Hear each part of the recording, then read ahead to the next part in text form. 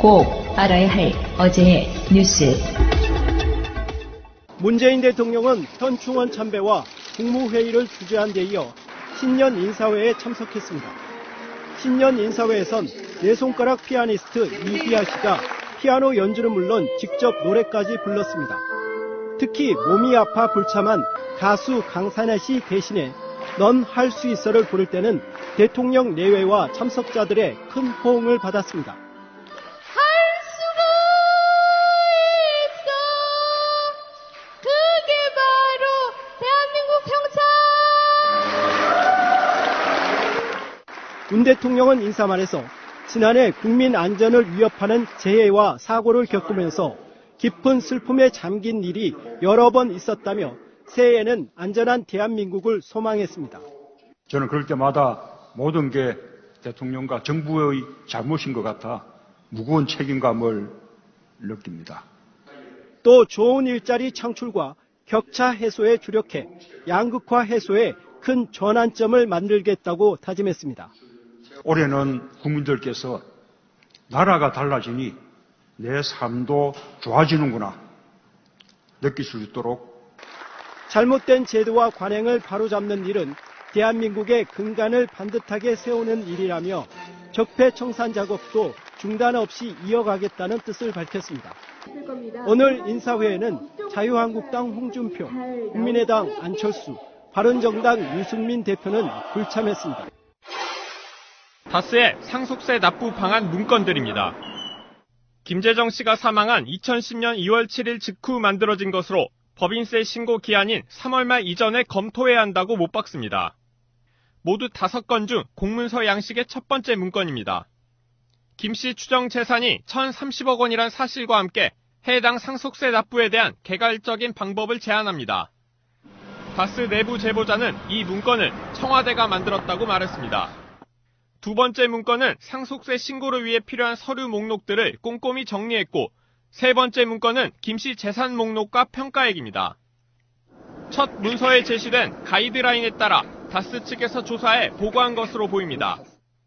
네 번째 문건은 대안을 8가지로 분류해 유불리를 따졌고 마지막 문건은 이에 따른 시나리오를 통해 상속세를 계산했습니다.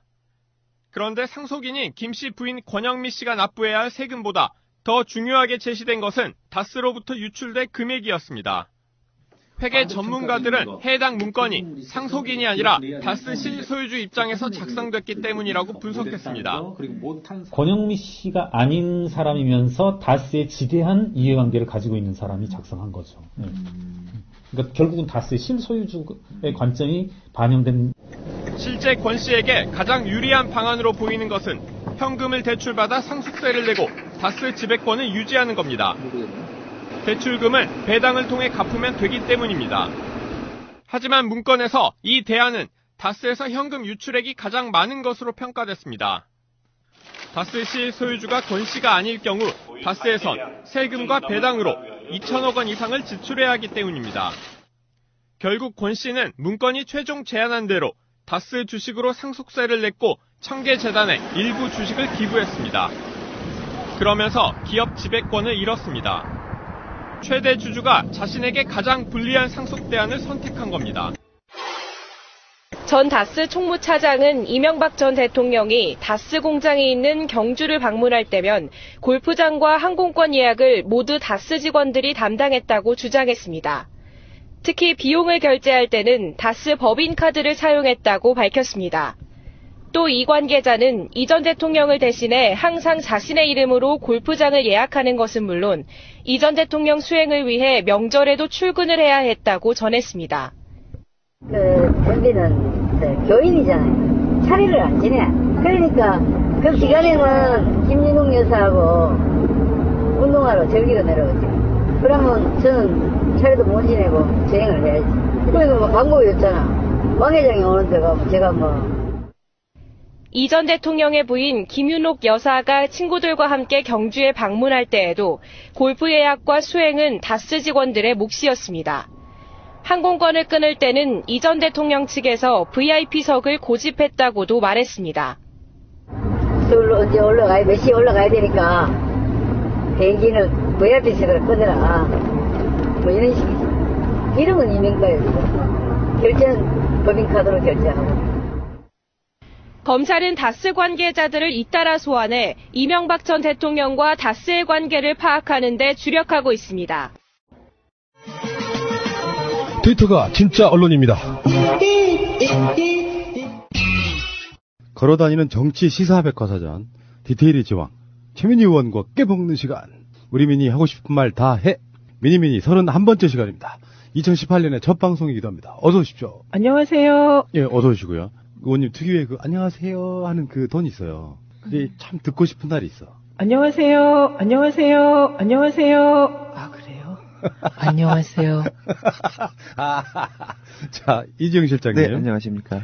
어서 오시고요. 새해 복 많이 받으시고 두 분. 네. 새해 복 많이 받으십시오. 네, 새해는 무엇이든 술술 잘 풀리는 새해 되십시오. 예. 올해는 진짜 꽃길만 걸었으면 좋겠습니다. 꽃길만. 저는요, 네. 제가 1987을 보았어요. 1987 때 저는 말지 기자로 전국을 누볐거든요. 그런데 6월 항쟁이 취재를 하다 보면 부산 카톨릭 회관 옥상 농성에서 시작을 해요. 초기에. 그런데 마무리는 광주 카톨릭 회관 농성으로 끝납니다. 그래서 그때도 저희가 야 부산에서 시작해서 광주에서 끝내는구나. 예. 부산과 광주가 화합하면 못할 일이 없구나. 뭐 이런 농담도 했거든요. 그래갖고 1987을 혼자 본 게 아니라 우리 딸하고 이제 언론운동하는 오랜 후배가 있어요. 네, 그래갖고 같이 봤는데 그 영화를 보고 나오면서 우리 딸이 야 엄마 저 때 안 죽고 살아남아서 나 나왔구나. 그러니까 영화를 보다가 우리 딸이 이모라고 부르는 제 후배가 옆에서 엄마는 저 때 뭘 했고 소근소근 속닥속닥 계속 얘기를 해준 거예요. 그러면서 우리 딸이 두 번째 한 말이 와 내가 87년에 대학생이었다면 우리 엄마 속 엄청 끓였겠다. 피는 못 속이는 거잖아. 뭐 이러더라고요. 그런데 제가 그래 네가 그렇게 소중한 존재야. 그랬더니 우리 딸이 엄마 그 영화 보고 나니까 엄마가 참 소중한 존재로 느껴지던데? 왜냐면 우리 딸은요. 어제도 제가 봉화 가서 김경수 의원 만나서 처음으로 사진을 찍었습니다. 그러니까 사진을 찍을 필요가 없잖아요. 예를 들면 푸나님과 제가 사진 안 찍잖아요.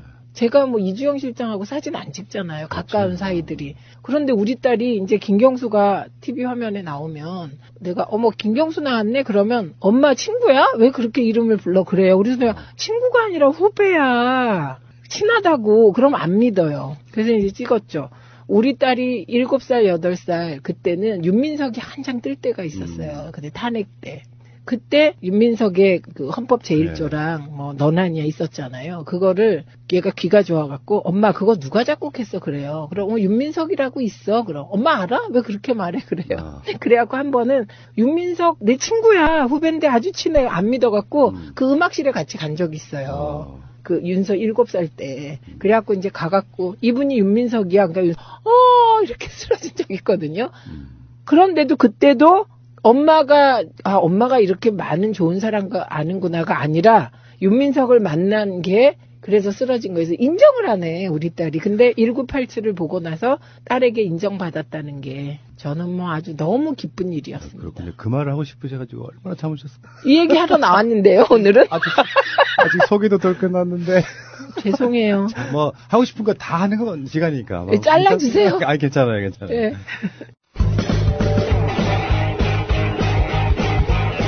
제도로서의 민주주의가 흔들리고 구타는 일은 이제 없습니다. 민주주의가 밥이고 밥이 민주주의가 되어야 합니다. 자, 이정 실장님. 네. 내 순서는 언제 오나? 자, 지역구는요. 와부읍, 진건읍, 조안면, 태계원면, 금곡동, 양정동, 다산 1, 2동입니다. 예, 지금 도로는 없어졌고요. 네. 지역 자체, 이 호칭 자체가 없어진 거예요? 이제는? 네, 없어졌습니다. 지금도 부르실 것 같은데? 물론 푸나님이 이렇게 안 지우고 쓰고 계신 것처럼 많은 분들이 뇌의 관성에 젖어 있죠. 네. 그런데 이 다산 1동, 다산 2동은 행정동이에요. 그러니까 우리나라가 이게 되게 독특한 건데요. 법정동과 행정동이 달라요. 그것도 있고, 네. 양수리 드물머리 이것처럼 일제가 네. 바꿔놓은 명칭도 엄청 많다 그러잖아요. 그 일제가 바꿔놓은 우리 명칭을 찾으려면 그건 정말 큰 작업이고요. 그 다음에 우리 동네는 지금 행정동으론 다산 1동, 다산 2동으로 바뀌었어요. 그러니까 주민등록상의 주소도 다산 1동, 다산 2동으로 바뀌어요. 그런데 내가 이 아파트의 소유주다, 이 집의 소유주다라고 법원 등기에 적혀 있는 이름은 여전히 지금동 도농동인 거예요. 예, 이 법정동은 아직 안 바뀌었는데 그래서 이 법정동, 행정동 개념이 굉장히 복잡해요. 이거 어떻게 통합해야 되는데. 혹시 이 동네가 그 정렬근 선생님 연관 있습니까 또? 예전에 대기원 생각나시잖아요. 아무 관계 없다 그러잖아. 네, 근데 이 남양주에 조안이라는 곳이 있습니다. 거기에 다산 생가가 있어요. 아, 그래요? 그래서 원래 다산은 남양주 분이세요. 네, 그런데 이게 마치 강진에 유배간 곳이 더 유명해진 거는 그거는 이제 조금 남양주가 다산을 기리는데 부족한 점이 있었던 거죠. 그렇죠. 그렇습니다. 근데 저 아직 안 끝났어요. 아까 1987에. 1987 얘기 좀 하면 안 돼요? 더 하세요. 네. 마무리를 못했어요. 핀잔 주는 바람에. 미니 하고 싶은 말 다 해. 그래서 우리 딸이 그렇게 이제 엄마 참 소중한 사람이다. 그 말을 딸한테서 들으니까요. 그래갖고 그날 제가 잠을 조금 설쳤어요. 잠을 설치면서 인생을 이렇게 돌아봤는데, 처음으로 참 잘 살아왔다 이런 생각이 들더라고요. 처음으로. 네. 1987을 보면서 그런 생각이 들더라고요. 저는 그 화면 속에 그 거리 알고요, 다. 그때 무슨 일이 있었는지 다 알고요. 그 이한열 군이, 이한열 열사가 그랬을 때 그 아현동까지 사람이 들어찼던 그게 다 생생하게 있고요. 무엇보다, 배은심 어머니요. 네. 배은심 어머니가 늘 걱정 어린 표정이셨는데, 젊었을 때 진짜 예쁘셨거든요. 그 사진 속에 젊은 아들, 그 똑똑한 아들 나와가지고 그 똑똑한 아들이 좋은 대학 가고 그 막 엄마 얼굴이 막 환한 그 사진하고 어머니랑 민주화 운동할 때 같이 이제 거리에서 만나고 회의 때 만났던 어머니 얼굴이랑은 정말 슬픔이 사람을 완전히 바꿔버린. 그때 그 민가협이었죠. 민가협으로 출발을 했는데요. 나중에 이제 유가협하고 민가협이 분리되죠. 그때 그 유시춘 작가도 민가협 아니었어요? 민가협이었죠, 거기는. 네, 민주화 실천 가족운동협의회로 시작했는데, 이제 유가협이 분리돼서 나갔어요. 이게 민가협은 그냥 이제 구치소나 뭐 이런데 뭐 한 1, 2년 몇 년 사는 건데, 유가협은 이제 아들을, 자식을, 딸을 잃은 분들의 모임이기 때문에 조금 다릅니다. 배은심 어머니 때문에도 그날 잠을 못 잤고, 그냥 어머니의 그 얼굴 때문에요. 그 환한, 아들이 너무 자랑스러운 얼굴 있잖아요, 그 엄마들의.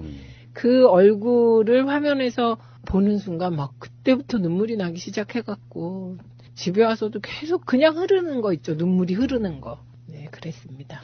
박종철 열사의 아버지는, 이한열 열사의 어머니는, 우리 시국사건 30년 동안 요소마다 나타나셔서, 민주화 같은 걸 역설했잖아요. 그렇죠. 네. 저는 박종철 군 어머니 아버지, 박종철 열사의 어머니 아버지는 남다른 감회가 있죠. 왜냐하면 박종철 열사 아버님이 일체 언론에 응하시질 않았어요. 예, 그분이 공무원이셨어요. 그랬기 때문에 되게 그 아들이 고문으로 죽은 그 상황에서도 굉장히 신중한 태도셨거든요.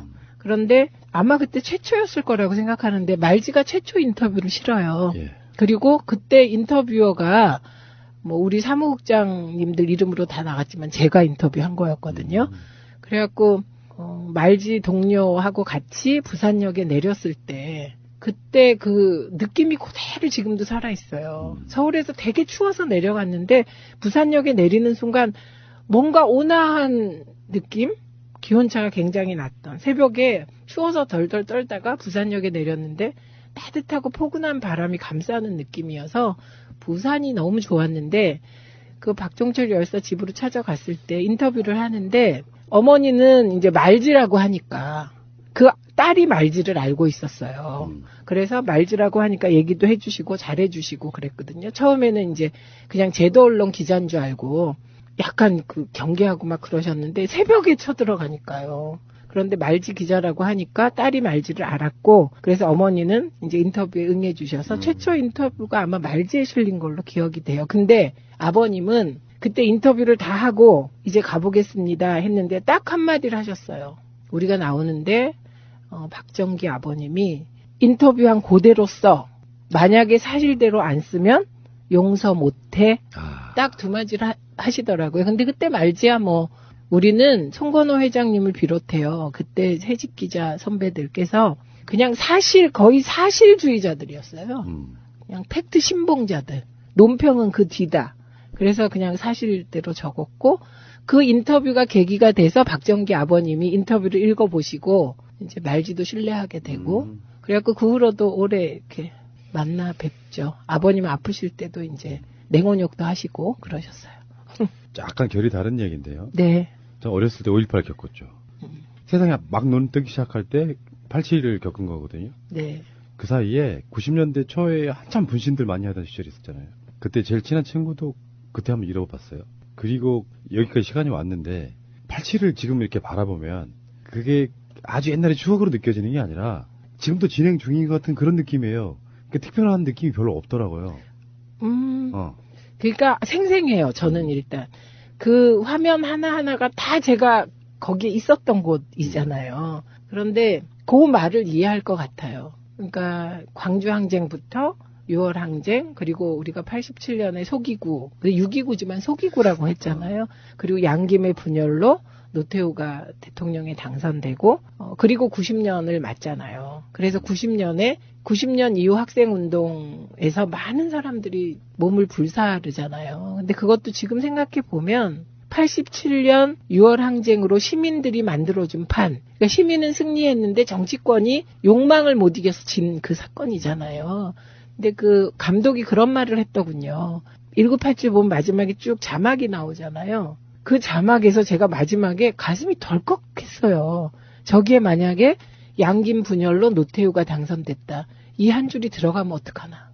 그래갖고 저는 그걸 보면서 마지막 자막을 보면서 막 나오면 어떡하지 막 쿵닥쿵닥 했는데 안 나왔더라고요. 근데 이미 감독이 인터뷰를 했더라고요. 그거를 넣을까 고민했대요. 네, 그런데 시민들에게 좌절감을 주고 싶지 않았다. 그래서 의도적으로 뺐다. 이런 인터뷰를 봤거든요.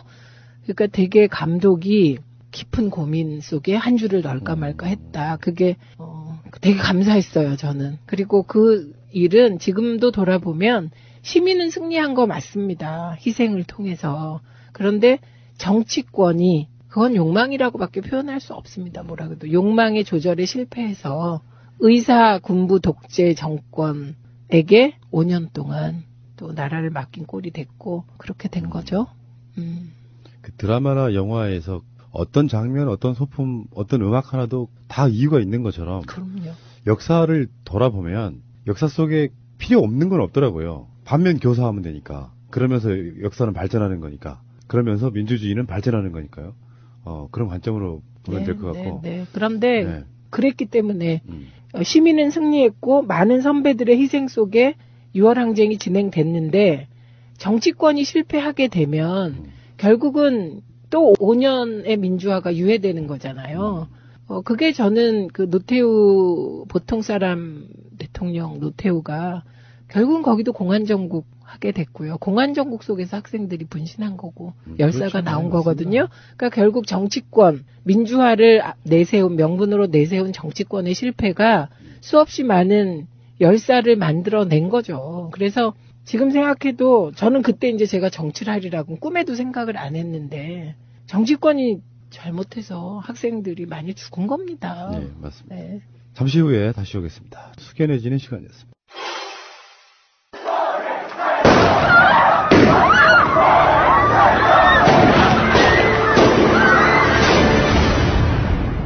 소생이 불가능합니다. 태우랑, 죽은 지 8시간도 안 됐는데 아버지가 죽은 아들을 봤다 못 봤다. 정황상 고문치사가 확실해요. 각하께서 심려가 크십니다. 조사관이 책상을 탁 치니 뻑하고 응? 왜 짓을 못해? 사실 확인 좀 합시다. 익사죠. 이번에 서울대생 고문당하고 죽인 놈들이 내 다 책임질게요. 받들겠습니다. 내래 빨갱이 잡는 거 방해하는 갓나들은 무조건 빨갱이로 간주하겠어. 특기 사기를 몸부림치는 그 20살 청년을 그 경찰 2명이 딸랑 제압했다고? 이거 중요한 거야. 꼭 알려야 돼. 안 해. 야, 그럼 사람이 억울하게 죽었는데 그냥 가만히 있어? 그런다고 세상이 바뀌어요? 가족들 생각은 안 해요?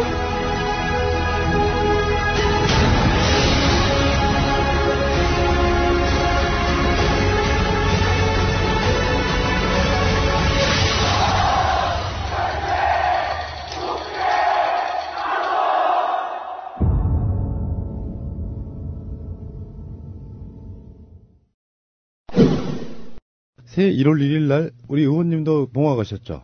아, 저는 봉화 가기 위해서 너무 돈을 많이 써갖고 왜요, 처음 갔을 때는 막 좋았는데 갔다 오니까 허탈했어요. 돈을 많이 썼다는 게 무슨 뜻이에요? 그러니까 제가 KTX 타고 갔다 오시지 않으셨어요?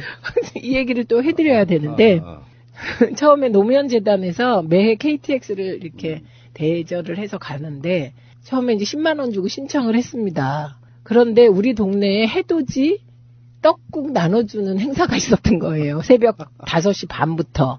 근데 또 거기를 안 가게 되면 저 개인이면 안 가도 되는데 지방선거에 출마하시려는 분들이 많잖아요. 그분들을 위해서 저는 가야 되는 거예요. 그리고 늘 가왔기 때문에. 그래갖고 그 행사를 꼭 참여를 해야 되고 저녁 때 또 그 라디오 출연이 있었습니다. 그래서 이 두 개를 다 하고 봉화에도 가야 돼요, 저는. 안 가면 안 돼요. 그걸 맞추기 위해서 비행기 타고 택시 타고 다시 KTX를 동대구에 가서 타고 그래갖고요 저 한 5일치 방송 알바 비용을 다 탕감하고 다녀온 위대한 1인. 그렇지만 가치는 있는 인. 그럼요. 봉화에 1월 1일 날 엄청 많은 분들이 오셨다고 네. 봤는데 이해찬 총리, 뭐 추미애 대표를 비롯해서 문재인 대통령의 그 꽃도 와 있고 뭐 여러 가지가 분위기가 좀 숙연했나 봐요. 그러니까 정권 교체하고 처음으로 맞는 새해 요 느낌도 있고. 네.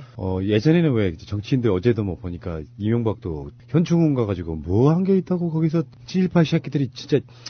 근데요, 그걸 우연히 이명박 대통령이 현충원 참배하는 걸 우연히 거리에서 뉴스로 보게 됐어요. 네. 그런데 옆에서 있던 젊은이들이 어머 저길 아무나 가는 거야? 그렇게 얘기를 하더라고요. 현충원 참배는 아무나 하는 건가? 이래요. 얘기를 하면서. 그래서 이렇게 딱 보니까 그 이명박 대통령이 현충원 참배하는 게 싫은 거예요. 표정이. 나라를 나라답게 현충원에서 친일파들 다 반해야 됩니다. 박정희부터 시작해가지고. 그걸 부관 참시라고 하지 않나요? 그냥 이장이라고 하죠, 뭐. 네, 부관 참시는 유고를 꺼내가지고 다시 사형을 내리는 거니까. 어쨌건 그 봉화 마을에 굉장히 많은 분들이 모였고 그 모이는 느낌 자체도 굉장히 특별했을 것 같다는 생각이 들었어요. 저도 보도로 뭐 의원님이 이렇게 사진 여러 번 봤거든요. 네. 표정이 제 느낌이 그랬을지 모르지만 굉장히 더 숙연하시더라고요, 느낌적으로.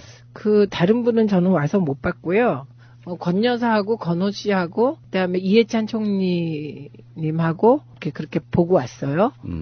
그런데 권 여사님 얼굴이요. 환하게 빛나는 거예요. 늘 권 여사님을 뵈면 눈물이 났거든요. 우리 집안 분이십니다.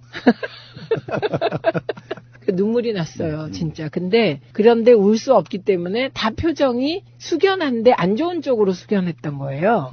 그런데 올해는 그냥 권 여사님이 이렇게 가만히 계셔도 환한 빛이 나는 거예요, 진짜로.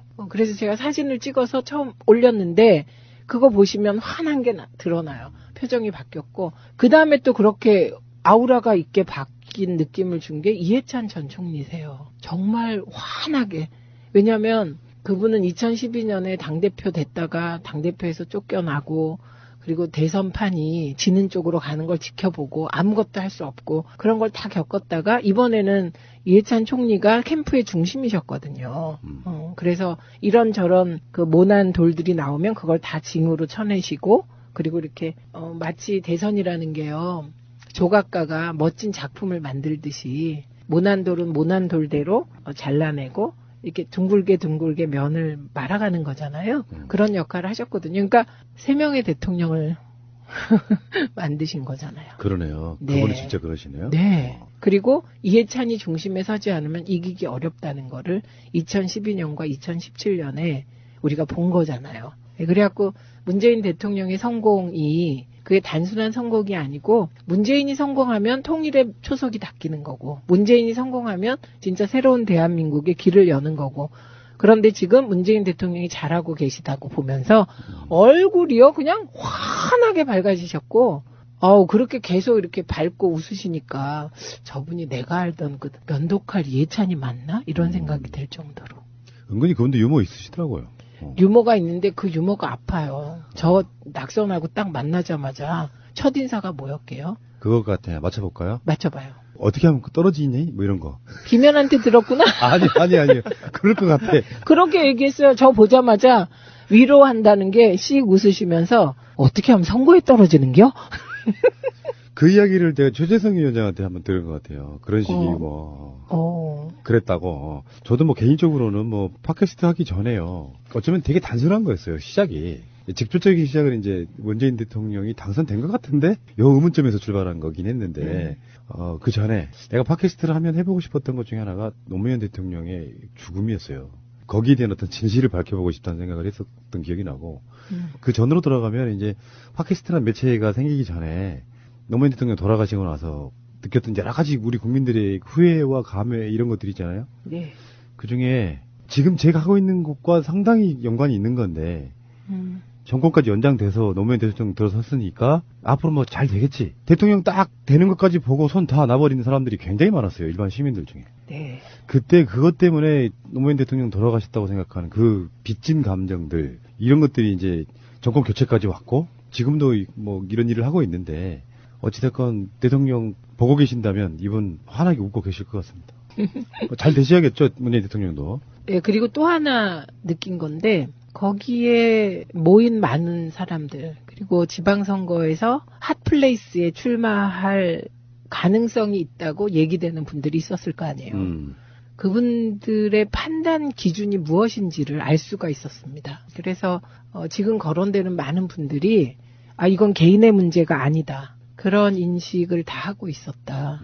그래서 나라가 잘 되는 방향, 문재인 정부가 성공하는 방향, 민주당이 잘 되는 방향, 그 다음에 무엇보다 당원과 지지자들이 원하는 방향. 그 방향의 선택을 해야 한다는 느낌이 그냥 이렇게 흘러다녀요. 되게 좋은 조짐이죠. 그러니까요. 지금 아직 완성이 된 건 아니고 우리 코앞에 이명박도 있잖아요. 네. 그 사람이 버젓이 지금 강남거리를 활보하고 있잖아요. 네. 현충을 돌아다니고 있고. 자, 아직 멀었습니다. 지방선거 얘기를 잠깐 할게요. 사실은 이게 면밀한 데이터를 갖고 한다기보다는 지금 6개월 남겨놓은 상태에서 6개월이 아니죠 이제 5개월 정도밖에 안 남았네요. 네. 그 상태에서 민심은 어디로 가고 있는가? 4개, 5개 정도의 언론사가 한 여론조사들을 쭉 보면 네. 일단 큰 흐름은 문재인 대통령의 압도적인 지지율 거의 뭐 80% 정도 나오더만요. 저는 문재인 대통령 국정 지지율이 76% 이거 사변적 사건이에요. 그 얘기 하나만 하고 싶었어요. 예. 76%. 어디서 조사한 KBS요. 그것도 KBS.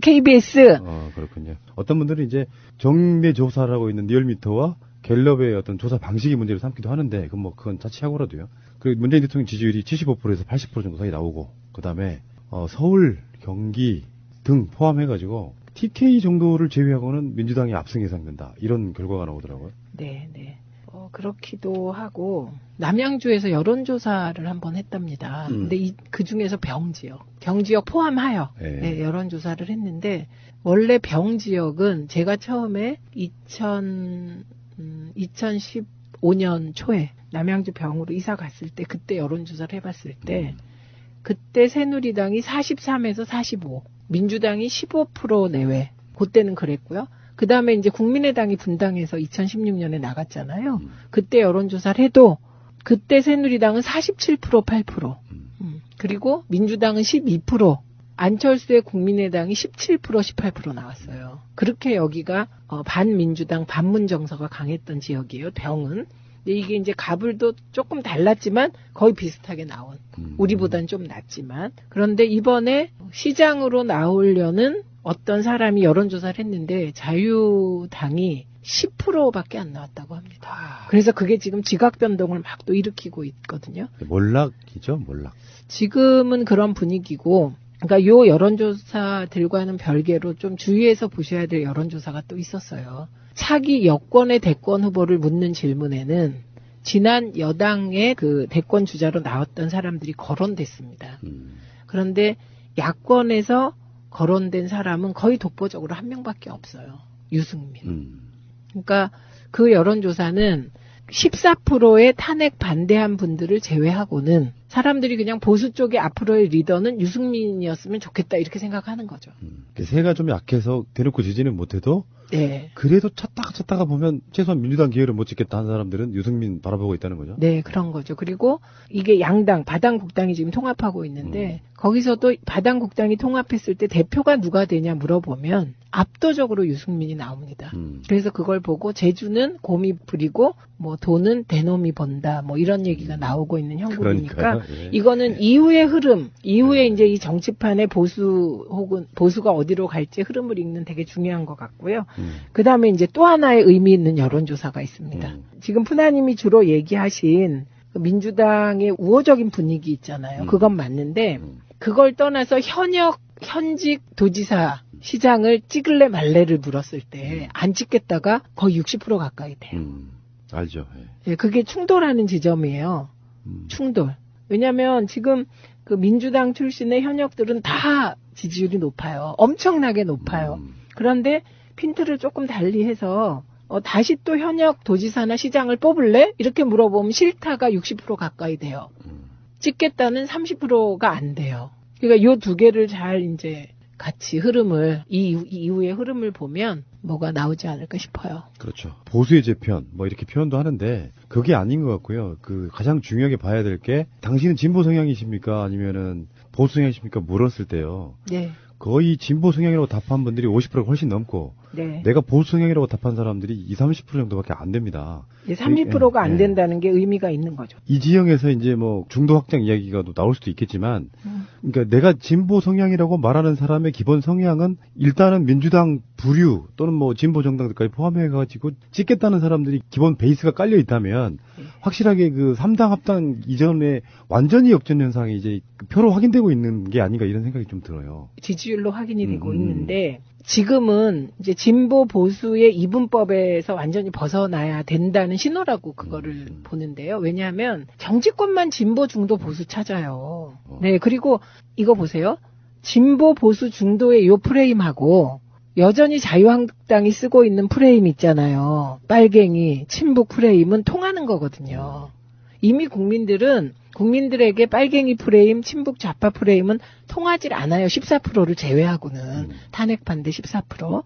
그리고 요거의 연장이 진보냐, 중도냐, 보수냐 이걸로 보는 건데 이미 국민들은 이념적 스펙트럼으로 자기를 분류하질 않아요. 그래서 저는 빨리 이 프레임을 바꿔야 된다고 생각을 하고요. 안 맞으니까, 현실과. 그리고 이건 어떻게 보면 여전히 언론이나 정치권은 과거에 구새누리 세력의 프레임에서 못 벗어난 거죠. 그래서 물을 때 너 진보야 보수야 그러면 민주당을 지지하면 진보라고 답하는 거예요. 지금 제가 보면. 어쩌면. 네. 그런데 지금 민주당이 그러면 뭐 이념적으로 봤을 때 진보인가? 아니죠. 민주당은 보수 리버럴에 가까운 거예요. 근데 상대적 개념으로는 진보라고 볼 수 있고. 14%에 비하면 오른쪽 14%에 비하면 진보인데 그 기준이 우리는 세계적인 기준보다 훨씬 오른쪽으로 와 있습니다. 그 기준이. 그래서 저는 이런 식의 질문은 앞으로는 무의미하다. 그런데 다만 정파적으로 볼 때 우리가 진보다 보수다를 떠나서 이게 자유한국당 너 얼마나 지지하냐?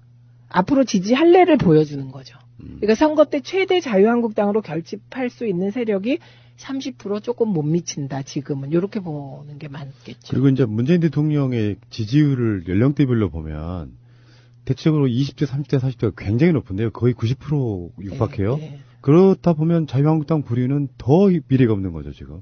그렇죠. 점점 정말 제가 요즘에 많이 하고 있는 말입니다만 지지하기 부끄러운 정당. 내놓고 지지하지 못하면 확장할 수가 없어요. 나 혼자 나는 자유한국당 지지한다고 하지만 밖에 내놓고 이야기를 못해. 비난과 따가운 시선 때문에. 근데 그런 사람들은 그렇게 소멸해 가는 거고요. 세월이 밀어내주겠죠. 그러면서 그 흐름을 조금 아는 사람이 유승민인 거죠. 한마디로 말하면. 그렇죠. 살짝 비껴 나와가지고 자기는 빠져나와서 지금 나는 그런 보수 아니야라고 말하고 있는 거지만 네. 그것도 아마 유승민 같은 사람들이 만약에 정치를 정말 잘 해가지고 뭔가 보수 이미지를 새롭게 스마트하게 만들어주면 모를까. 오늘 또 뭐 신년 관련해서 유승민의 이야기를 들어보면 생각하는 건 뭐 다를 게 별로 없더만요. 뭐 이미지만 그렇게 변신하고 있는 거지. 그러니까 제가 과거에 머물러 있다는 거에 유승민 대표도 포함되는데요. 지금 각 정당들의 진보 보수 포지션과 직접 연결되는 게 대북 정책, 한미 관계 뭐 이런 겁니다. 근데 이번에 그 김정은의 신년사에 대한 태도에서 유승민 대표도 과거에 머물고 있다 이런 생각을 주기 시작한 거죠. 그래서 유승민은 되게 안보는 아주 극보수, 그죠? 안보는 극보수로 가고 사회 경제 뭐 문화 뭐 이쪽은 중도 진보 쪽 정도로 가겠다는 거잖아요. 그래서 따뜻한 보수, 정의로운 보수 이거는 뭐 그거는 공감을 얻을 것 같아요.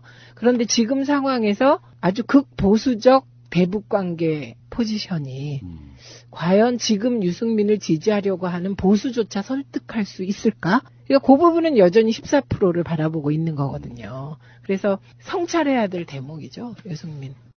뭐 지금 현재 서울시장, 경기도지사에 가장 유력하게 지금 치고 나가고 있는 사람들이 박원순 시장하고 이재명 시장이란 말이에요. 네. 또 그분들이 잘했기 때문에 지지율을 가지고 있는 부분도 있을 거고, 지자체장 할 때 말이에요. 박근혜 정권과 싸울 때. 네. 그리고 나서 지금도 문재인 대통령이 또 지지율을 견인해주고, 더불어민주당은 다른 정당들은 막 온갖 난리가 나는데도 불구하고 아주 안정적으로 가고 있는 부분, 이게 플러스 점수가 있을 거고. 네.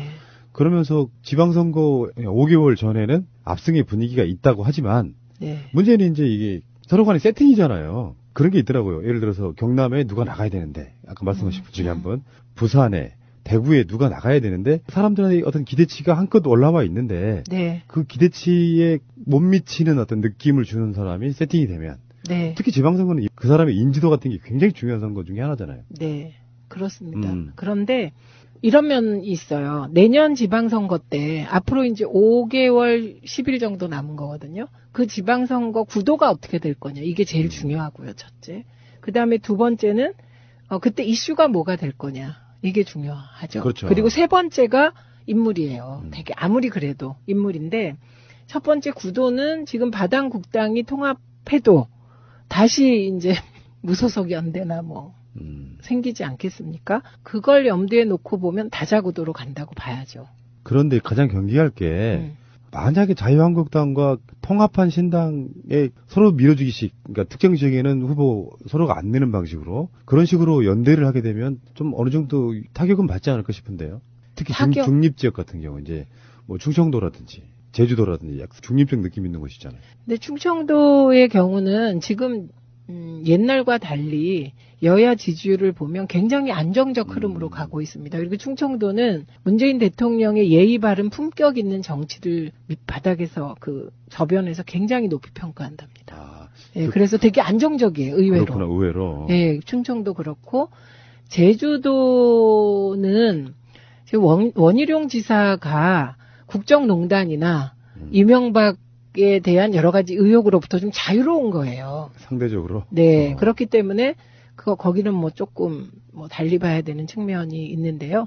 그래서 구도는 여전히 다자구도로 갈 거다. 그게 3자냐 4자냐 뭐 이렇게 될 것 같아요. 벌써 몇 개월 전부터 네. 압도적으로 이길 거다라고 하는 것이 주는 효과가 있는데 네. 나태해지는 부분, 긴장감이 떨어지는 부분도 있을 거고요. 반대로 이런 경우 있잖아요. 엄살론이 나중에 나오잖아요. 우리 사실은 위험해라고 계속 엄살을 피워줘야 지지자들이 더 뭉치게 하는 효과. 무조건 이긴다고 하면 지지자들이 투표장에 많이 안 나올 가능성도 있다. 뭐 이런 얘기도 있잖아요. 그건 당연히 있죠. 근데 나태해질 수는 없어요. 왜냐하면 나태해지기에는 대선을 이끈 시민적 동력이 너무 커요. 네. 그래서 촛불의 힘이 저는 지방선거까지 밀고 갈 거라고 봅니다. 그러면 만약에 촛불의 힘을 민주당이 거스른다. 그럼 한 방에 훅 가요. 무엇보다 그렇게 한 방에 훅 간다는 걸 추미애 대표가 너무 잘하세요. 그럼 추미애 대표만 잘하냐? 아니에요. 민주당의 내노로 하는 전략가들이 너무 잘 알고 있어요. 민주당 의원들이 너무 잘 알고 누가 가장 잘하냐? 민주당 당원들이 너무 똑똑하게 잘 알고 계세요. 좀 많이 걱정되는 것들 중에 하나가 왜 예전에 그 노인 폄하 발언 이런 것처럼 선거에 임박해서 한 일주일 남겨놓고 어떤 막말 이런 발언들이 터지면서 뭔가 여론이 싸게 식는 뭐 이런 거 굉장히 조심해야 될 것 같아요. 네, 굉장히 네. 조심해야죠. 그리고 조심하겠죠. 반면교사 삼을 게 한두 개가 아니잖아요. 예, 그런 것 같아요. 그래서 걱정은 되지만, 그리고 우리나라의 정치 5개월은 다른 나라의 5년에 해당해서 무슨 일이 벌어질지 모르기 때문에 염려가 되긴 합니다만, 워낙 우리가 많은 경험을 가지고 있고, 무엇보다 당원과 지지자들이 너무 똑똑하고 지혜롭기 때문에 한두 명이 삐죽삐죽 거스를 수 없을 거다. 예. 예, 그렇게 보고요. 그 다음에 이제 이슈는 뭐가 될까? 이런 거잖아요. 근데 지금 되게 예측하는 거 보면 적폐청산 이슈보다 정권평가, 중간평가가 될 거라고 대부분의 평론가들이 얘기해요. 그거 옛날 얘기예요. 지금은 중간평가 정도 되려면 정권이 뭐 한 2년 정도 되고 안정적으로 집권했을 때 중간평가지, 지금은 중간평가 이슈를 내세워도 그게 그렇게 시민들한테 크게 먹힐 것 같지 않습니다. 그러니까 이건 여론조사에서는 지방정부 평가냐 문재인 중간평가냐 그러면 그냥 문재인 평가지 이렇게 얘기할 수 있어요. 그런데 실제로 작동되는 프레임이 아니에요, 그건. 근데 이런 것도 있죠. 중간평가라고 해도 못했냐? 잘했냐, 네. 이렇게 되는 거죠.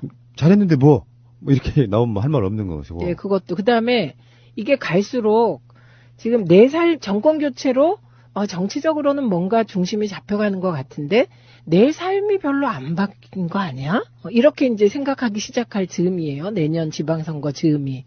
근데 그때가 되면 추경 효과가 일부 나타납니다. 그래서 자영업이 약간씩 지금 꿈틀꿈틀하기 시작해요. 그리고 최저임금 인상 부분에 대해서 워낙 언론이 막 융단 폭격을 해서 그런데 최저임금이 인상되면 소비가 늘어납니다. 또 그만큼.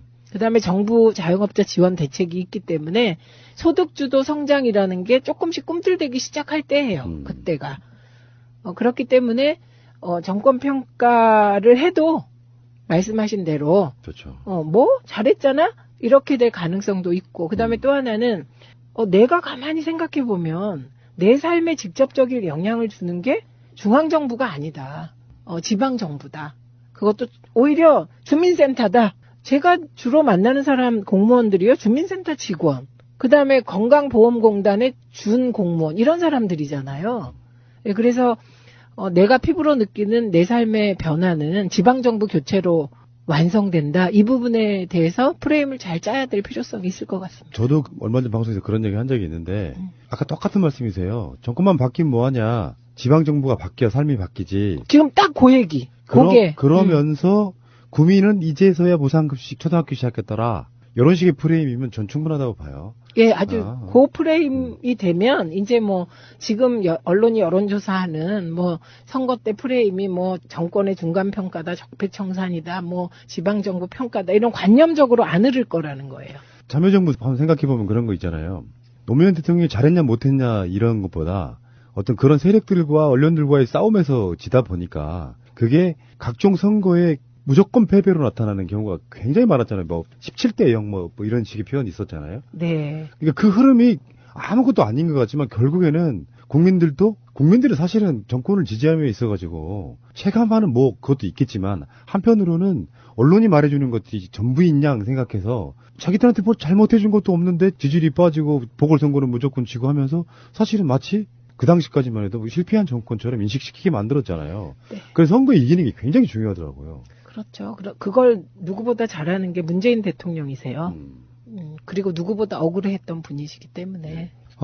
지방선거 뭐 여러 가지 지지율 조사 나온 것들은 여러분들이 검색해 보시면은 대체적으로 민주당 후보들이 굉장히 압도적으로 앞서가고 있는 부분 고무적이긴 한데 항상 제가 마지막에 말씀드리는 얘기가 있습니다. 방심하면 안 됩니다. 당연하죠. 네, 근데 제가 몇 개는 확실하게 말씀드릴 수 있어요. 저는 김경수 의원은 경남도지사 출마할 거라고 봅니다. 왜냐? 지지자와 당원이 너무 원하기 때문에 그 흐름을 거스를 수 없다. 이렇게 봅니다. 현역 내려놓고도? 네. 예, 그렇게 할 거라고 보고 그 다음에 김영춘 장관은 나와야 한다고 강력히 주장합니다. 저는. 그래야 이길 수 있다. 이겨도 20, 30대가 동의하지 않고 이길 수 있다. 그러니까 저는 이번 선거에서 우리가 이기기 위해서 자유한국당 성향인데 그 사람을 지지한다. 이런 건 이번엔 안 해야 이긴다. 이렇게 보는 쪽입니다. 언론들이 계속 설레발 치고 저 사람 나오면 민주당 표 찍어주는 거 생각해 볼게 한 사람이 안 나가는 순간에 분위기가 좀 식는 부분이 분명히 있어요. 그렇죠. 예를 들면 이런 겁니다. 그 부산에 오거돈 무소속으로 나갔던 후보는 민주당에 입당했습니다. 최근에. 예, 그런데 그 사람이 민주당 후보가 됐을 때 보수표는 가져올 수 있어요. 근데 아까 말씀하셨잖아요. 20대, 30대, 40대가 문재인 정부 지지율이 80%, 90%다. 그 중에 일부가 빠져나가서 엉뚱한 곳으로 갈 수가 있습니다. 그래서 이번에는 그 확장된 지지율, 그러니까 문재인 대통령의 확장된 지지율, 민주당의 확장된 지지율을 스스로 좀 받아들여야 돼요. 스스로를 의심하지 말고. 그리고 문재인 대통령이 지금 지지율이 높은 것은 이건 순전히 문재인 대통령이 잘하기 때문입니다. 저는 언론이 이렇게 흔드는 와중에 지지율이 유지되는 거는 이건 정말 너무 잘한다 이런 거고. 예, 그렇기 때문에 우리의 정체성을 확실히 하면서 촛불 정신을 이어받아서 지방선거를 끌고 가야 한다 이쪽입니다. 그리고 또 하나는 서울시장의 경우 박원순 시장에 대한 지금 지지도가 높습니다. 그런데 박원순 시장이 3선에 도전하는 것이 과연 박원순의 대권 행보에 도움이 되냐 이렇게 물었을 때 반응이 엇갈리기 시작해요. 그러니까 이거는 그게 더 나아? 국회를 한 번도 안 들어가고 대권 도전하는 게 가능할까? 그래서 저는 개인적으로는 국회 들어가야 대권에 가까워진다고 보는 쪽이고 국회를 이해해야 대통령이 되어서도 직무 수행을 잘할 수 있다고 보는 쪽이에요. 문재인 대통령도 현역 국회의원과 당대표를 거치면서 대선 주자로 되시거든요. 네. 그래서 당을 이해하지 않으면 대통령 되기가 어렵습니다, 일단. 그래서 박원순 시장한테 만약에 제가 그 참모였다면 저는 무조건 국회 재보선으로 가라고 했을 거예요. 네. 제가 보는 한도는 지금까지의 경험에서. 그런데 이제 최근에 정봉주 의원이 풀렸잖아요. 그러니까 많은 사람들은 정봉주가 노원을에 나가면 될 거다 이렇게 생각하잖아요. 그런 데를 나갈 수 있을까? 못 나갑니다. 노원병입니다. 노원병. 거기도 병이군요. 근데 못 나간다고요. 정봉주가 풀려났는데 안정적인 곳에 나간다. 그거 못해요. 그러니까 일부 기자 제 기사 보니까 정봉주가 서울시장에 나갈 수 있다. 이런 기사를 봤는데 그 전제 조건이 있어요. 새해 여론조사 막 돌렸잖아요. 그러면 의미 있는 숫자가 나왔다. 정봉주 지지율이. 그럼 안 움직일 수가 없어요. 하긴. 그 핵심은. 정치인의 속성이기도 하죠. 그리고 만약에 지금 정봉주 의원이 여론조사를 했어요. 근데 지지도가 25% 나왔다. 그럼 무조건 뛰게 됩니다. 그렇겠네요. 25% 뭐 이렇게 나오면. 저는 정청래 의원을 응원합니다. 정청래와 정봉주 두 분은 그냥 한 그룹 같은 이상한 가위바위보로 느낌? 단일화한대요. 그것도 너무 신선합니다. 그러니까요. 왜냐면요, 권력 자체는 하찮은 거다. 권력을 어떻게 잘 운용하느냐가 중요하다를 보여주는 거라 갑자기 전 그 얘기 듣고 두 사람이 확 더 좋아지던데요. 재밌는데 이제 이런 부분도 있겠죠. 그 시장과 도지사 이런 부분에 행정의 역할을 더 많이 하기 때문에 행정에 있어서 그 사람들의 실력을 떠나가지고 얼만큼 더 안정감 있느냐도 중요할 거예요. 그래서 현직 프리미엄이 있는 거잖아요. 근데 제가 말씀드렸잖아요. 현직 프리미엄이 있는 거 맞고 그런데 또 사람들은 현직을 바꾸려는 흐름이 있다니까요. 그렇겠죠. 네. 그렇기 때문에 결국은 세상은 누가 더 빨리 이슈를 선점하고 프레임을 짜서 자기 얘기로 사람들을 설득하냐 이거든요. 지금 방송 들으시는 박원순 시장님 마음이 쿵닥쿵닥 하시겠다. 최민희 서울시장? 신선한데 한 번씩은 바꿔줄 필요가 있다. 시장님 넘어갈게요 입으로. 저는 박원순 시장님을 오래 봐왔고 진짜 그렇기 때문에 대권에 가까이 가는 첩경. 굉장히 좋은 이야기 하셨어요. 예, 저는 아주. 네. 알겠습니다. 의원님 말씀을 듣고 나야 마치 고기 먹고 냉면 먹은 것 같은 확실히 안심이 되는군요. 네. 1부 마치고요. 2부에서 다시 오겠습니다. 최민희 방송은 다음 에피에서 이어집니다. 이 노래는 가왕 조용필이 1988년도에 내놓은 곡입니다. 제목은 서울 1987. 87 민주화 항쟁을 운유적으로 표현한 곡이고요. 그 이전에 생명이라는 곡에서는 광주 5.18을 또 다른 방식으로 표현하고 있습니다. 오랜만에 정말 오랜만에 이 자리에 나와 계신 분 소개를 해드리겠습니다. 여러분들 기억하시죠? 살아남은 아이. 책의 제목이기도 하고요. 그러면 이 제목만 들으시면 새가 날아든다 오랫동안 들으신 분들은 다 아실 것 같고요. 자, 형제복지원의 한종선님 나오셨습니다. 어서 오십시오. 네, 안녕하십니까. 어떻게 지내세요? 9월 7일 날부터 예. 국토대장정을 형제복지원에서 터에서부터 출발해서 9월 27일 날 국토대장정 마무리하고 2달간 쉬고 지금 또다시 국회 앞에서 연장농성에 들어갔습니다. 참, 그러니까 19대 국회 때 특별법 발의 직전까지 가서 그게 무산됐단 말이죠. 그렇죠. 예. 그게 무산돼서 지금 다시 정권이 바뀌었고, 국회도 새롭게 지금 20대 국회가 됐고, 그 과정을 거치는데 지금 나아진 건 사실 없는 상태인 거예요. 네. 결국에는 특별법이 제정돼야만 뭔가 진상규명도 하고 등등 여러 가지를 할 텐데 그게 안 된 상태란 말이죠. 네. 일단 국회에서 법안이 상정이 돼서 이렇게 통과가 돼야지만 최소한 진상규명에 대한 저희들의 염원을 풀 수가 있는데 그런 과정이 아직까지는 전혀 답보 상태라 가지고 뭐 변한 것은 없지만은 이번에 국토대장정을 통해서 피해 당사자들이 직접 부산에서부터 서울까지 고롱 오면서 자존감이라고 해야 되나?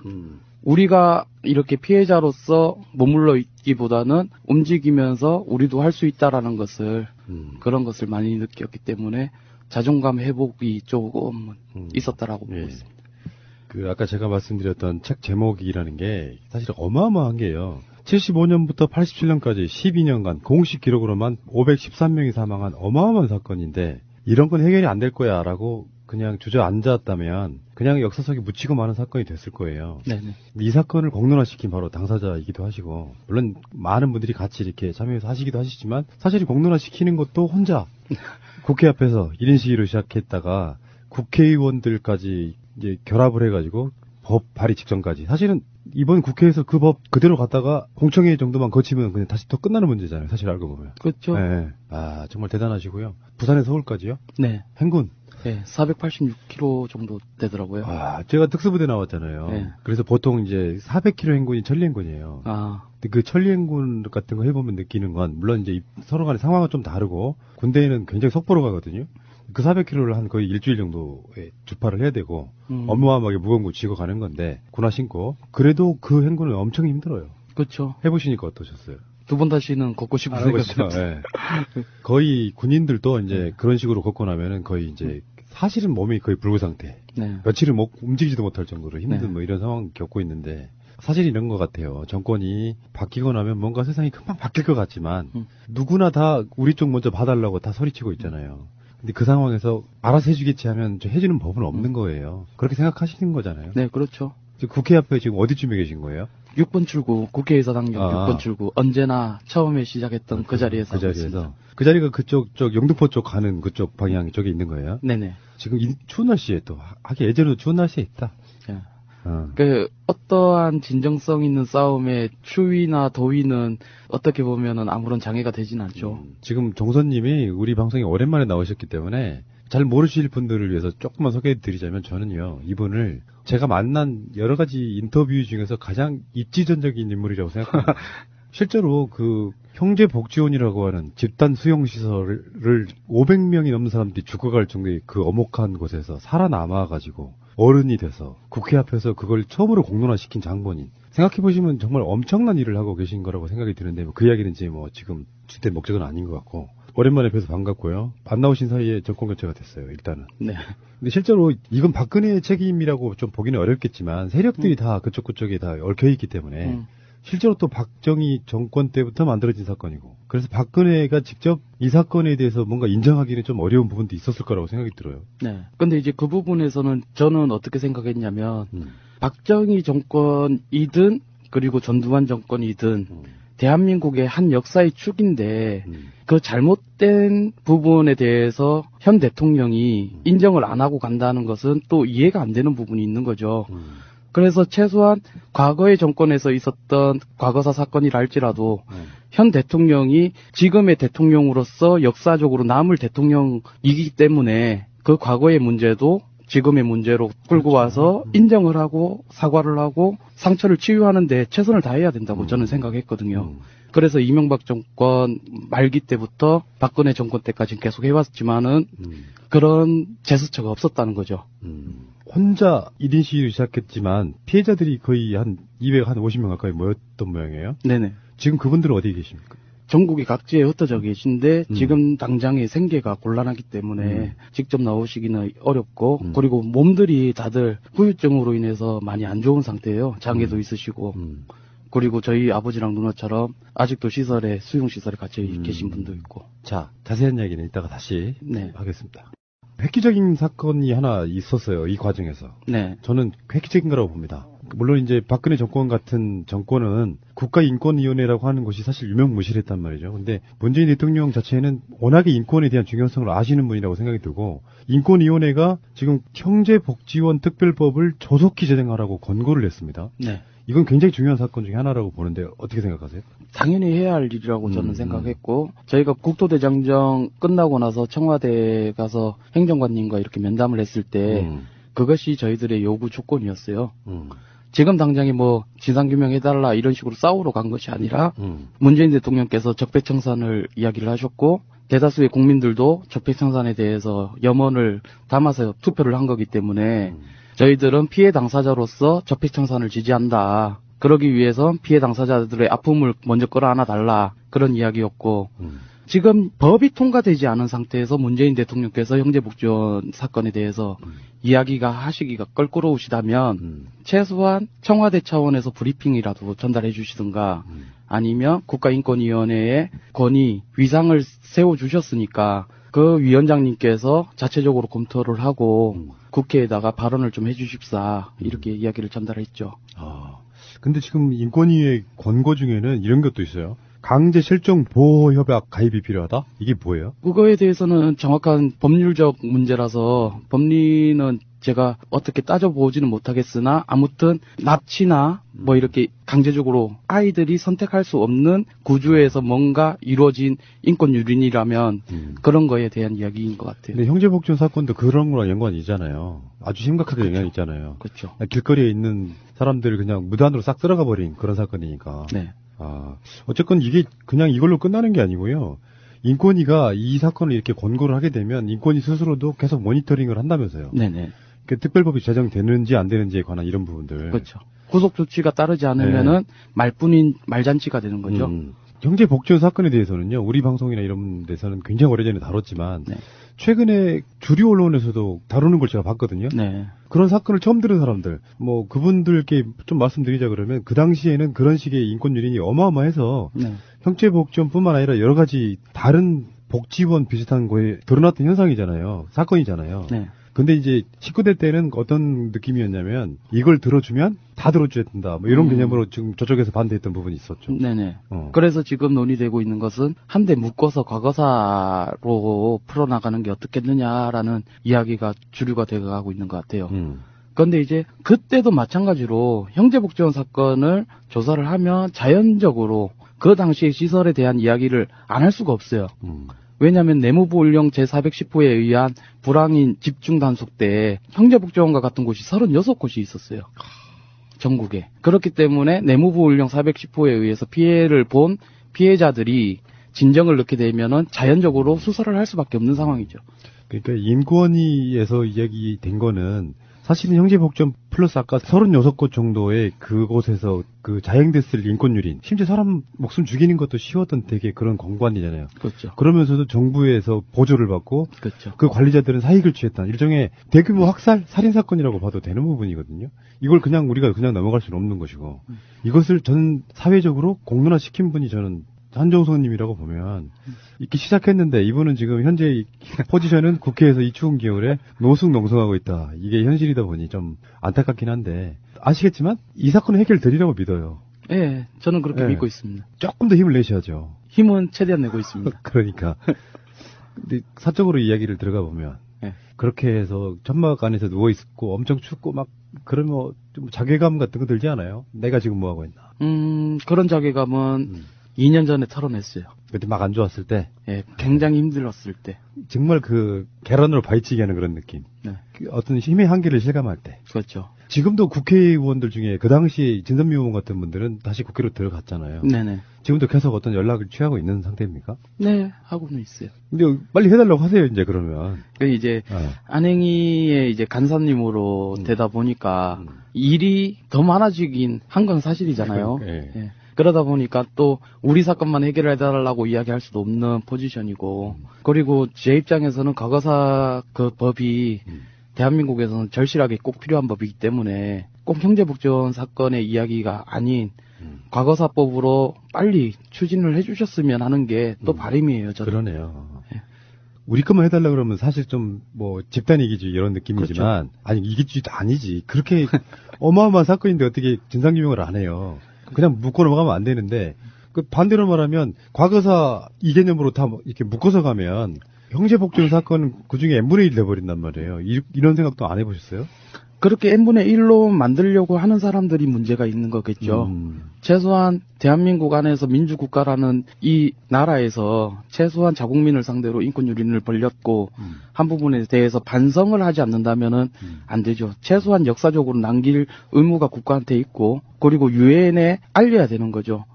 다음에도 아시안 게임이나 뭐 올림픽 같은 거는 전 세계적으로 계속 이루어질 것이기 때문에 개도 국가에서도 우리나라와 같은 일들이 반복되지 말라는 법은 없거든요. 최소한 먼저 겪어본 나라에서 유엔에 알려서 이런 문제점들이 우리나라에 있었으니 이런 일들이 일어나지 않게끔 방비를 할 수 있는 나라가 되죠.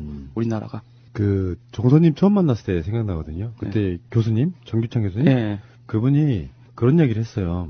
계속해서 서로 간에 이렇게 교류하거나 할 생각이 없으면 예초 시작도 하지 말아라. 네. 그분이 국회 앞에서 발견했던 바로 그 아이는 굉장히 심란했었나 본데, 이게 몇 년 지났잖아요. 지금 뭐 4년 이렇게 지나서 보니까 이분이 정말 그 자리도 한번 중간에 나오셨을 때 제가 느낀 게 철학적 사유가 굉장히 높아진 상태. 길거리 철학자 같은 느낌, 그런 거예요. 그러니까 전 사회를 볼 줄 아는 시각이 생긴 거죠.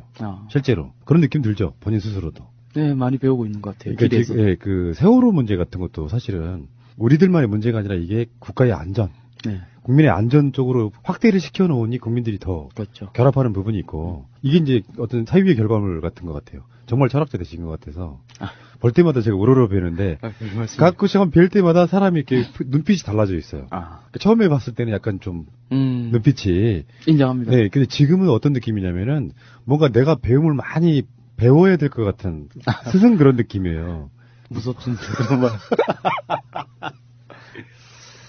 자, 마음은 급하지만 급하게 간다고 뭐가 어느 날 갑자기 해결되진 않아요. 맞습니다. 국회 앞에 계셔보시면 알겠지만 사회적으로 너무나 많은 사람들이, 청와대도 마찬가지고 그 앞에 보면 우리 문제 해결해달라고 지금 이렇게 다 아우성을 치고 있는 거거든요.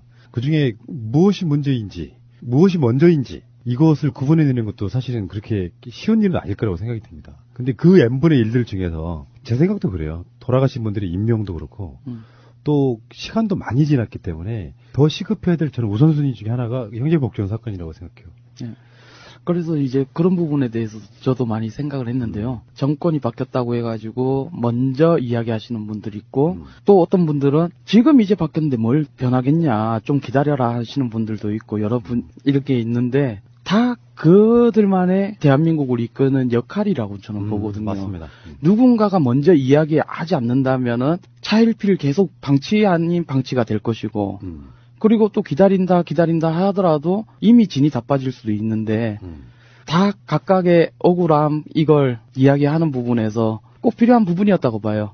저희들도 마찬가지로 이번에 국토대장정을 했을 때 최대한 기다린 거거든요. 기다리고 내각이 안정될 때까지는 우리는 문재인 정부를 기다리겠다. 그리고 나서 내각이 안정되고 나서 국토대장정을 시작한 거거든요. 근데 국토대장정을 하고 나서 청와대까지 갔죠. 네. 그리고 나서 본인 스스로 이거 내가 잘했다 또는 뭐 얻은 거 뭐 이런 거 있어요?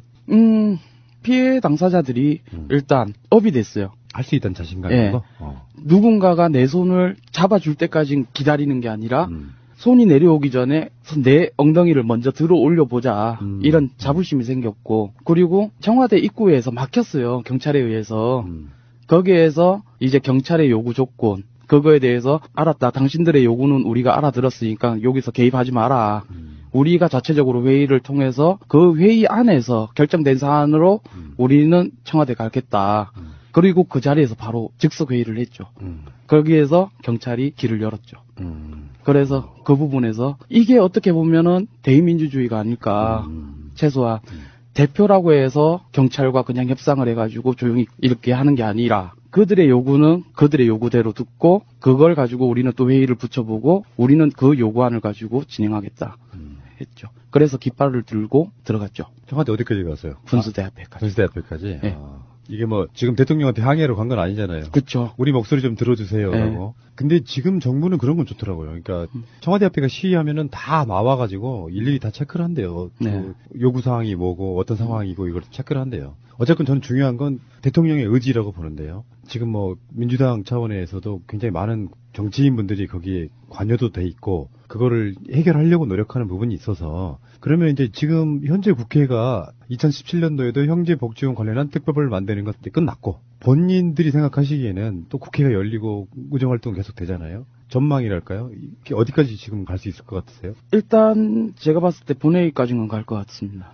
느낌이. 지금 이거 주도하시는 분이 누구세요? 무엇을? 국회에서. 국회에서는 지금 이제 개별법, 단일법으로는 형제복지원 사건 특별법이 진선미 의원님께서 하고 계시는 거고, 그리고 과거사법은 이제 소병훈 의원님, 진선미 의원님, 추혜선 의원님, 권은희 의원님까지.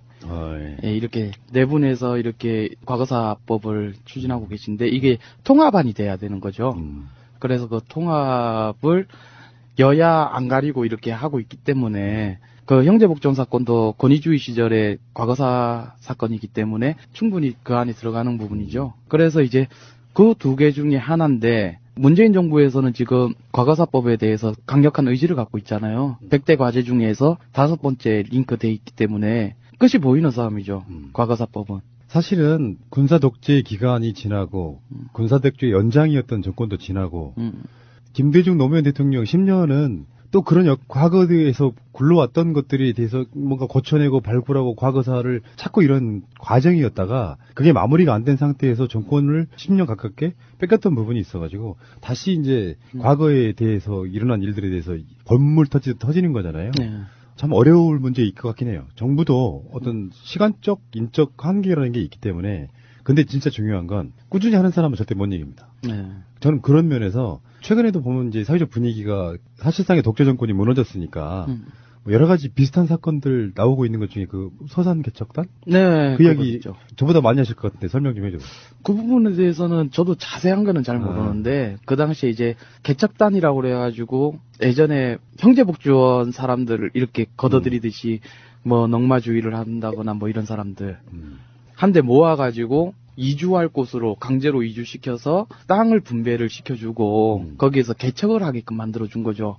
그런데 그거를 다시 국가가 땅을 빼앗아 버린 거고 그리고 그 땅에 대해서 돈 주고 사가라 뭐 이런 식으로 하고 있는 걸로 알고 있습니다. 그게 인권유린이 어마어마했다고 그러더라고요. 최근에 그렇죠. 모 언론이 그거 발굴해낸 기사이기도 한데 이제 왜 그 성매매 하시는 분들 그분들과 이제 짝 지어주고 뭐 그래서 개척을 다 하고 나서 사실상은 헌신짝 벌이들 버렸을 거고 그 사이에 어떤 열악한 환경들 때문에 돌아가신 분도 꽤 있을 거고 그러니까 그런 식으로 국가라고 하는 게 마치 사람을 부속품 그냥 재활용품 뭐 이런 거 버리듯이 쓰고 버리는 형태가 당연시 됐던 그런 시대. 이거는 이제 엄연하게 민주주의 국가에서 일어난 일이니까 국가가 이건 책임져줘야 되는데 화나는 건 그런 거예요.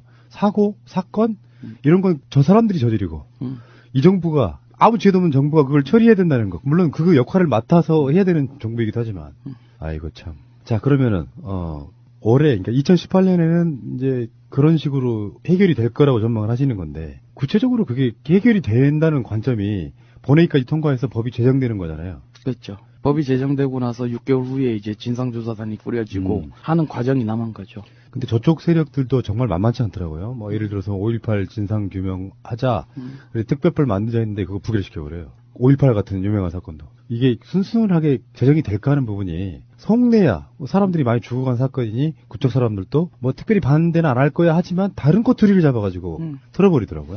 그래서 저희도 걱정하는 부분이 그런 부분이 있긴 한데요. 지금 당장에는 그 여야에 있어서 쟁점으로 안 떠올라 있을 뿐인 거예요. 이 사건이.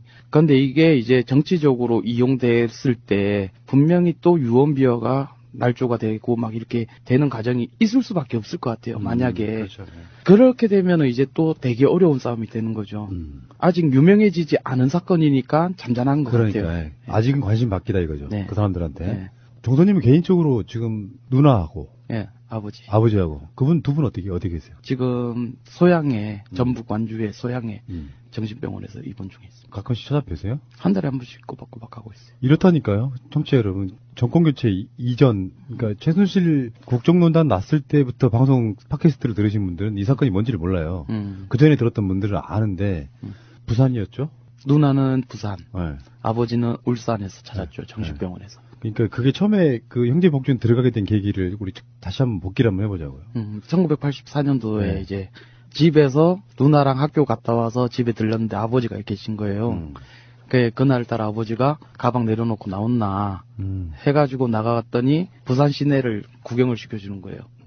그래서 이제 저녁에 그 극장에서 이소룡 나오는 영화도 보고 용두상호원도 갔다 오고 그리고 용도다리도 갔다 오고 배도 타고 이랬는데 이제 집에 올 때쯤 저녁 8시경에 파출소에서 이제 아버지가 잠깐 기다리라 해놓고 나가셨는데 바로 이제 형제복지원 차량이 들어와서 사람들이 내려서 경찰하고 사인 주고받고 그다음에 이제 저랑 작은 누나를 차에 실었죠. 그럼 아버지가 잠깐 맡겨놓으신 거죠, 그거는? 그러니까 내가 봤을 때 위탁 종용을 당하신 것 같아요. 아, 당신이 지금 먹여 살릴 그게 안 되니? 이런 방식으로? 네, 사회복지사 그 시청이나 뭐 구청에서 나와서 그런 게 많았다고 돼 있어요. 지금 자료에서 보니까. 다 기억은 안 나실 거고, 어렸을 때니까. 정확하게 내가 기억하는 것은 아버지가 분명히 파출소에 맡긴 거는 기억을 해요.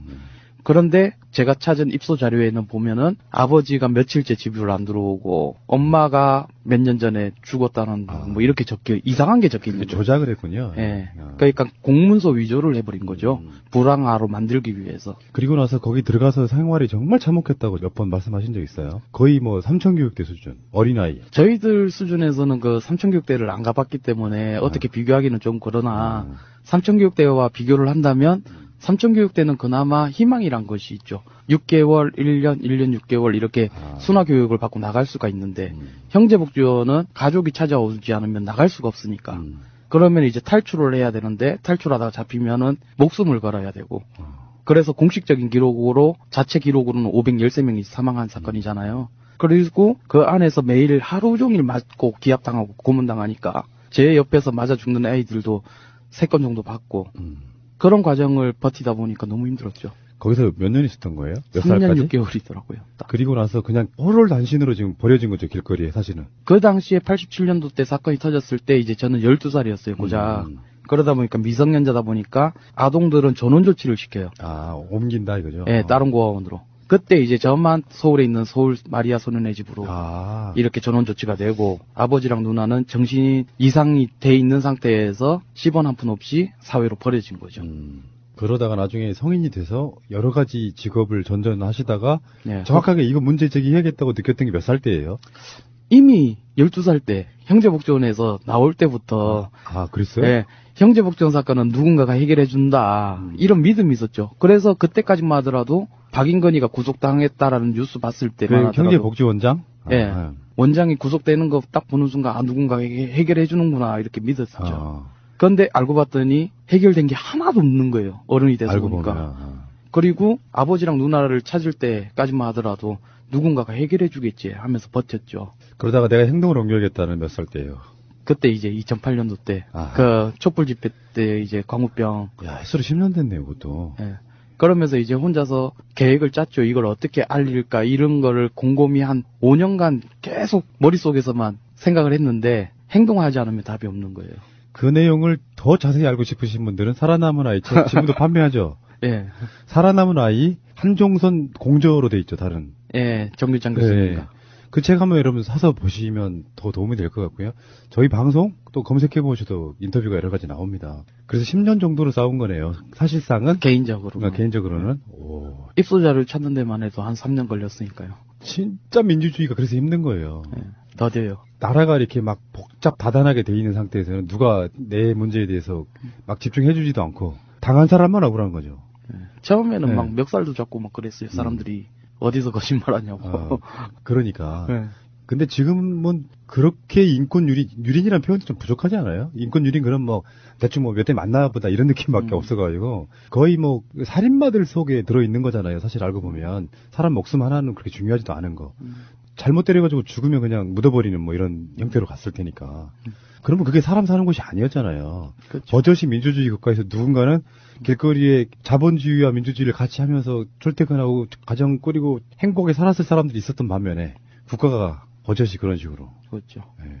이거는 진상규명이 돼야 되고요. 사실 알고 보면 이게 5.18 정도의 플러스 마이너스 시기예요. 그 진상규명의 시기가 그렇게 뭐 정말 오래됐다고 난 볼 수 없다고 생각이 들거든요. 70년대 중후반부터 80년대 중반 정도까지니까 그 사이 5.18 정도가 끼어있는 거라 형제복지원 사건 이거는 어떤 식으로든지 이번 국회 내에서는 이제 끝내야겠죠. 벌써 2년 다 돼갑니다. 국회가 지금 새롭게 개원한 지가. 그렇죠. 진선미 의원님 듣고 계시죠? 분명히 형제복지원 타이틀 걸리면 분명히 들어보실 거라고 생각이 드는데 잘 좀 부탁드릴게요. 네, 꼭 부탁드리겠습니다. 노숙농성 한다는 거 지금 몇 주째 하고 계시죠? 오늘이 53일째요. 날씨가 점점 추워져서 최근에 얼마 전에 엄청 추웠잖아요. 네. 그럼 어떻게 지내요? 잘 지내야죠. 거기에 뭐 어떤 방식으로 추위를 나냐 이거죠? 그냥 일단 와보시면 알 것 같아요. 말로는 표현이 안 돼요. 아니 그런 노숙농성이 제가 많이 가봤죠. 엄청 많이 가봤죠. 특히 국회 앞에. 거기에 뭐 방한 장비 막 엄청 있을 거고. 다른 곳과는 좀 많이 틀릴 거예요. 왜요? 뭐 이렇게 준비를 많이 해놓으셨나? 아니요. 일단 되게 작아요. 뭐 대단한 집단이나 무슨 단체나 이런 게 아니기 때문에 더구나 그럴 거예요. 예, 그리고 일단 저희들 방식의 그런 거라서 약간 좀 다른 면이 있어요. 근데 다른 측면도 있을 것 같아요. 다른 사람들은 왜 경제복지원 이분들보다는 견디는 차원도 약간 다를 것 같다는 생각이 들어요. 조고선님한테. 그건 좀 아닌 것 같아요. 그래요? 왜냐하면 서로의 아픔이란 게 그 아픔을 비교한다는 것 자체가 어불성설이고. 역시 철학적 사유가 대단하십니다. 누군가한테는 자기 아픔이 자기 인생에서는 가장 큰 아픔인데 비교하면은 안 될 것 같아요. 그거는. 그래서 그들만의 노하우가 농성장으로 표현이 되는 거고 또 우리들은 또 우리들만의 아픔으로 농성장을 표현하는 것 같아요. 어떤 한 남자가 원초적인 질문을 본인에게 했을 것 같아요. 어렸을 때부터. 나는 왜 이렇게 살았어야 되는가 하는 그런 질문이요. 그건 지금도 들려요. 네, 그러니까. 근데 그 질문이 사실은 정말로 더디게 구체화되고 뭔가 행동으로 옮겨지고 하면서 지금까지 온 거예요. 이제 종선님은 이제 40을 훌쩍 넘었단 말이에요. 그렇죠. 근데 다른 사람들은 내 일이 아니니까 관심은 좀 보일지라도 내 일처럼 해주지는 않아요.